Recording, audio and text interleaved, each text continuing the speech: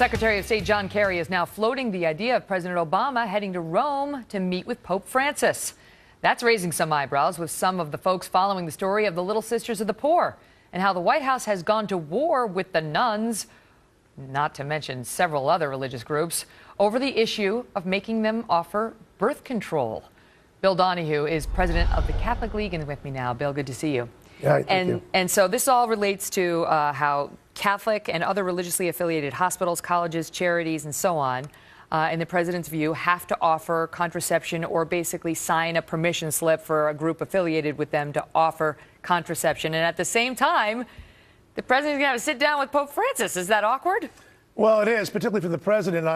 Too bad that the Pope doesn't have one of the Little Sisters of the Poor there in the room with him and ask the president to look her in the eye and say, I don't think you're a Catholic organization. That's what they're saying. Because these elderly nuns tend to elderly women and men of other religions, they've been disqualified as a Catholic organization by the Obama administration. It's absolutely perverse. And it's not just them as well.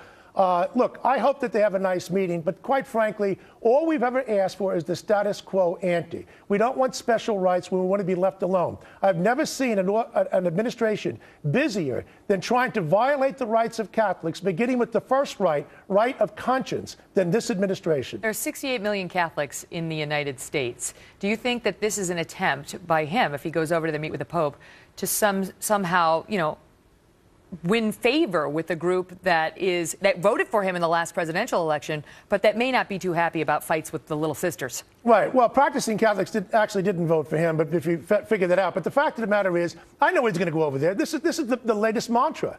Everybody on the left says we love the Pope because he's against poverty and inequality. I hope the Pope looks him in the eye and says we have 50 million American people in poverty, 47 million on food stamps.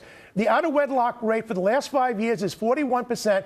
Things are getting worse under your tenure. I am absolutely convinced. I've written a great deal about this. I've worked with the poor in Harlem myself when I was a kid in my 20s. And I can tell you this much. The greatest champions of the poor rhetorically are the ones who punish the poor most of all. They stand against vouchers. If you are serious about inequality and poverty, you have to be in favor of vouchers. Give the people in Harlem the same opportunities that he and Michelle have in sending Sasha and Malia. They don't send them to a public school.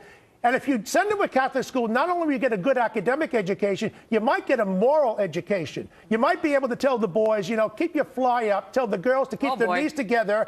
Instead of learning how to put a condom on a cucumber, what they do in the public schools. That's worked out real well. Okay, we got to leave it at that. Thank you, Bill. When I went to school, there were no such lessons. It was all euphemisms. And yet we got the message. Coming up, a major debate emerging over two bombshell reports about the murder of 4 Americans in Benghazi and whether Hillary Clinton's rumored run for president in 2016 could suffer as a result of this.